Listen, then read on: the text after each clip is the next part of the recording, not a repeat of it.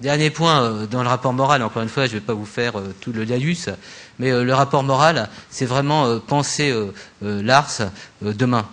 Alors d'abord, vous le verrez maintenant, je dirais un mot de la communication, c'est plus l'ARS, parce que vous savez qu'il y a des agences régionales de santé. Donc quand vous allez sur Internet, vous tombez soit sur le curé d'Ars, c'est assez sympathique, ça peut peut-être inciter des gens à une certaine forme de compassion à notre égard, mais c'est pas ce qu'on demande. Mais vous tombez maintenant régulièrement sur l'ARS. Et puis beaucoup de gens vous disaient, mais qu'est-ce que c'est cette ARS comme association de recherche sur la sclérose latérale amyotrophique? Donc peut-être qu'on pourrait montrer notre nouveau logo qui à la fois est signe de dynamisme, on voit à travers ses couleurs, et qui d'une certaine manière affirme clairement qu'on est l'ARSLA aujourd'hui, même si c'est difficile à prononcer, mais la SLA pour nous a besoin d'être posée d'une manière extrêmement précise. On a besoin vraiment de défendre la spécificité. Alors si on prolonge dans la communication, on a phosphoré pendant combien de temps 2 ans sur à la fois le logo et puis aussi sur l'appel, c'est-à-dire sur le slogan, si on veut, d'une certaine manière. Est-ce qu'il y a, on l'a mis après? Voilà. Et donc, on a phosphoré et on est arrivé à cette formule qui paraît simple d'une certaine manière, mais qui pour nous permettait de montrer l'urgence de notre combat, la vie ici et maintenant. Et donc notre revendication, c'est pas pour demain les promesses, c'est vraiment aujourd'hui. Et la CLA étant une maladie évolutive et pour certaines personnes malheureusement avec une évolution rapide, c'est aujourd'hui, c'est donc ici et maintenant que ça nous intéresse. Ça veut dire ici et maintenant, il faut soutenir la recherche. Ici et maintenant, il faut accompagner le plus dignement possible les personnes malades et leurs proches. Voilà un petit peu la démarche qu'on a souhaité suivre. En tous les cas, c'est l'objectif qu'on se donne au niveau de notre communication. Alors si on voit au niveau d'autres... Oui, alors, c'est gentil. Heureusement que j'ai Yves Tronchon. Vous savez que l'association ne serait pas totalement l'association s'il n'y avait pas Yves Tronchon qui, à 3 heures du matin, vous envoie des emails et le matin à 7 heures, vous conteste la réponse que vous avez fait à son email. Voilà. Je rends un hommage tout à fait particulier à son action. Il est représentatif de notre engagement aussi aujourd'hui. Si on passe effectivement au slide suivant, et je suis atteinte de sclérose latérale amyotrophique ou maladie de Charcot, on a retenu. Il y a eu tout un débat, le fait maladie de Charcot, et finalement les gens considèrent quelquefois, on a eu vraiment des débats de fond, appeler la maladie par le nom d'un médecin, c'est lui donner une certaine forme d'humanité, parce que la SLA ça fait un peu désincarné, paralysant mes muscles, elle réduit mon autonomie, elle bouleverse la vie de mes proches et menace la mienne.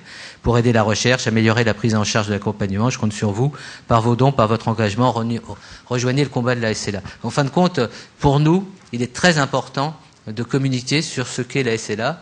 Les gens, ils connaissent la sclérose en plaques, enfin je veux dire, comme ça, ils ont une idée très générale, mais finalement assez éloignée de ce qu'est la réalité concrète. Sans être dans l'ordre de la compassion, et avec aussi le désir de ne pas être accablant vis-à-vis des personnes qui sont touchées par la maladie, parce que c'est une maladie aujourd'hui qu'on accompagne par des soins appropriés. Il y a tout un environnement qui rend la situation moins défavorable qu'elle ne fut à une époque, mais il est important pour nous de communiquer d'une manière claire. C'est ce que font les grandes associations aujourd'hui.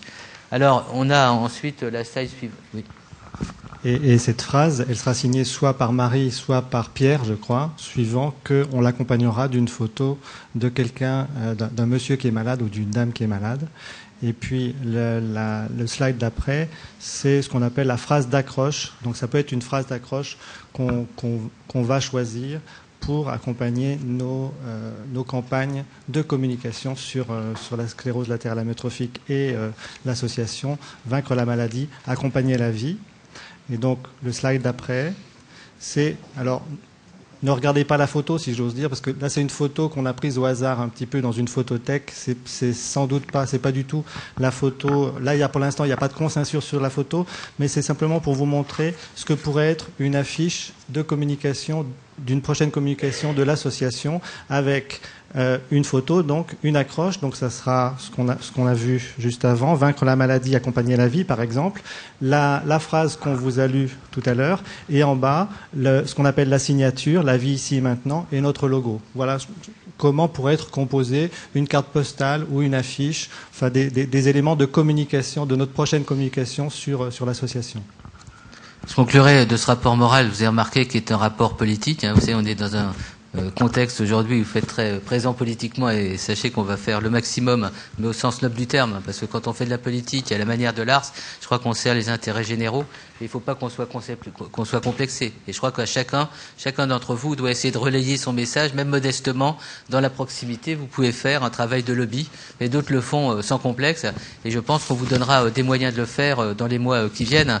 Donc je conclurai pour dire vraiment merci à tous les militants de cette association. Je dis que c'est un militantisme courageux. C'est des heures d'engagement extrêmement résolu pour, au téléphone, à proximité des personnes qui souhaitent véritablement qu'on vienne les rendre visite, organiser des événements et des événements de plus en plus importants. On a notre délégation importante, qui est la délégation de Nancy, qui va nous organiser en partenariat avec une autre association un événement important en septembre. C'est un grand, alors comment on appelle ça en matière de tennis? On ne va pas dire de bêtises. Comment? Un open. Mais quand je vous dis c'est encore plus open qu'open. On a déjà eu la première partie cette année, mais vous ne pouvez pas vous imaginer, c'est une dimension quasiment internationale et très importante à la fois pour notre cause. On a été très émus quand on a été il y a quelques mois à Metz et qu'on s'est retrouvé au milieu, alors je ne sais pas si on appelle ça un stade, où il y avait des centaines de personnes et un jeune malade atteint de SLA pour dire aux gens, au public qui était un peu surpris avec des joueurs de tennis, ce qu'était la réalité de la maladie. Donc c'est à la fois un combat très intéressant en termes de sensibilisation à notre cause, mais également c'est intéressant aussi en termes financiers, parce que vous avez remarqué qu'on a un budget qui est plutôt équilibré en fin de compte, alors que beaucoup d'associations déplorent du fait de la crise actuelle qu'il y a un amoindrissement des ressources. Donc on doit être imaginatif et ces ressources sont importantes. Je terminerai pour vous dire, vous pourrez nous rencontrer, tu y seras Véronique, la semaine prochaine, nous enlevons le costume, la cravate et on se retrouve en équipe à côté de Gravelines sur un immense terrain où depuis 10 ans maintenant, on va célébrer le 10e anniversaire en hommage à un monsieur qui est décédé de la SLA, qui se nommait René Mullert. Plusieurs associations font un événement d'une journée complète qui est un événement extraordinairement populaire. Donc moi personnellement j'y vais depuis l'année dernière avec Sylvie, ma femme, on vend des bijoux, on est à côté d'un stand de cacahuètes, etc. Mais c'est une animation extraordinaire et cette fois on aura un stand de l'ARS et ça nous rapporte effectivement suffisamment d'argent par exemple pour avoir notamment offert un fauteuil extraordinaire. Alors le dernier modèle des fauteuils avec toutes les fonctions qu'on a installé il y a quelques semaines dans le cadre d'une journée qu'on avait organisée à Zuidcote. Donc on a installé ce fauteuil et là c'est pas de l'abstraction, c'est pas un discours de président, c'est des choses extraordinairement tangibles. Donc on vous donne rendez-vous pour les gens qui le souhaitent pour vous dire qu'on va vraiment sur le terrain. Ça sera samedi prochain et la veille, vendredi prochain, on sera dans un débat qui aura lieu à la mairie de Gravelines avec toutes ces associations pour présenter avec des chercheurs de Lille, avec le professeur Vincent Méninger, pour présenter les réalités de la maladie et dire à ces gens qui se mobilisent depuis 10 ans quelle est la signification même pour nous de leur engagement. Voilà, je vous remercie de votre attention. Est-ce qu'on pose des questions par un rapport moral ou pas? Voilà. Oui. Vous me direz s'il est immoral ou pas, alors n'hésitez pas à réagir.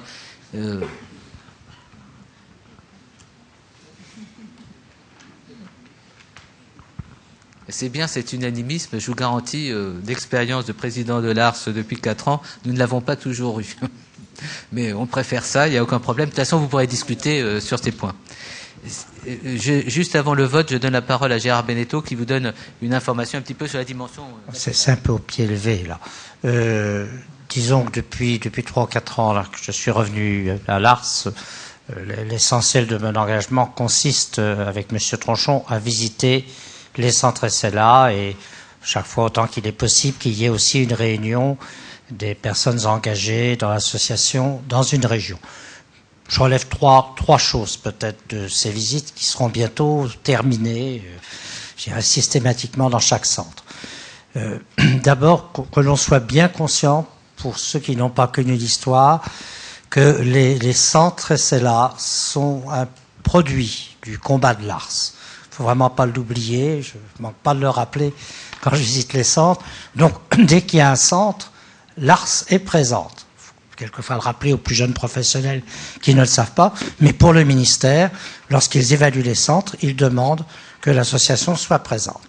Donc, je veux dire, ça c'est une première chose importante, ces liens que nous avons, et il faut que l'association situe ce qu'elle peut faire par rapport à chaque centre. Ça, c'est le deuxième point.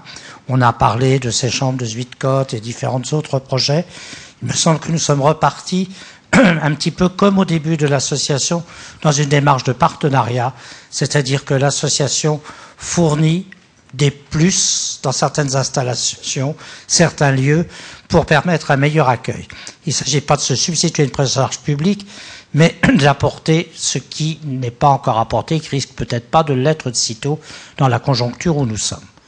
Et puis, je dirais le troisième point, moi je suis très, très frappé de la vie de l'association, je dirais dans les différents lieux. On a évoqué, je dirais, des opérations un peu de prestige, comme dans l'Est ou dans le Nord, à Gravelines, et il y a tout ce qui se passe, hein, et du plus modeste au plus grand, qui fait que, il y a eu, vous avez vu l'an dernier autour du 21 juin, un nombre important de manifestations, et qui fait que l'ARS est présent à la fois par le service rendu par les professionnels dans les centres, par des compléments associatifs, mais par toute une vie qui permet aux gens de se rencontrer, qui permet que l'on gagne de l'argent, qui permet que l'on conjugue de l'humanité. Voilà, c'est tout ce que je voulais dire.